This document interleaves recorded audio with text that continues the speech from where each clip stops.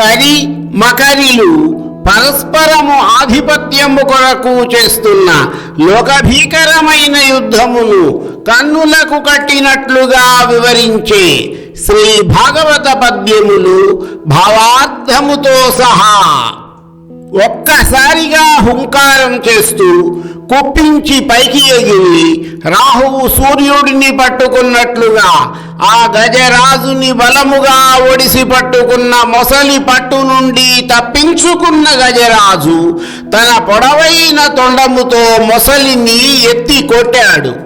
ఆ దెబ్బకి మొసలి బలం పోయినట్లు చచ్చినట్లు నీళ్లలో పడిపోయింది.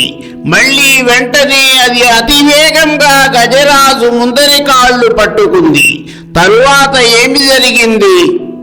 పదముల పట్టినందలకు బాటొక ఇంతయులేక సూరతన్ మదగజవల్లభుండు ధృతిమంతుడు దంతయుగాంత ఘట్టనం చెదరగ చిమ్మె అమ్మ కరి చిప్పలు పాదులు దప్పనొప్పరన్ వదలి జలగ్రహంబు కరివాలము మూలము జీరే గోరలన్.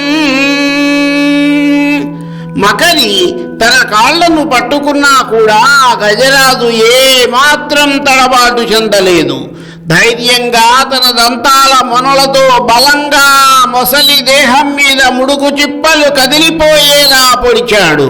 మొసలి పట్టు తప్పింది. వెంటనే అది గజరాజు కాళ్లను వదలి తోకను గోరులతో చీల్చసాగింది. ఈ విధముగా వారిద్దరి మధ్య ఆధిపత్యము పోరు కొనసాగుతోంది. మకరి తోడబోరు మాతంగ విభుని ఒక్కరునిడించిపోవ కాళ్ళు రాక కోరి చూసుండే కుంజరీయూధంబు మగలు తగులుగారే మగువలకును. మకరితో యుద్ధము చేస్తున్న గజరాజును ఒక్కనిని విడిచి వెళ్ళుటకు కాళ్ళు రాక మిగిలిన 6 ఏనుగుల గుంపు అక్కడే ఉండి భయముతో చూస్తున్నాయి. స్త్రీలకు తమ పురుషుల పట్ల సంగమము ఉండడం సహజమే కదా.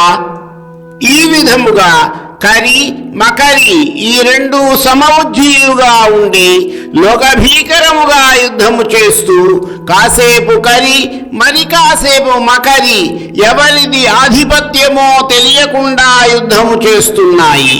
ఎవరూ వెనక్కి తగ్గడం లేదు. వారిద్దరి తాకిడికి ఆ సరస్సులోని జలములు సంక్షోభమునకు గురి అవుతున్నాయి. ఆ సరస్సులోని మీనములు, తాబేళ్లు, పీతలు మొదలైన జలచరములు వాటి యుద్ధ తాకిడికి తట్టుకోలేక ఎగిరెగిరి పడుతున్నాయి. మరికొన్ని పద్యములు వాటి భావార్థములు నా తదుపరి వీడియోలో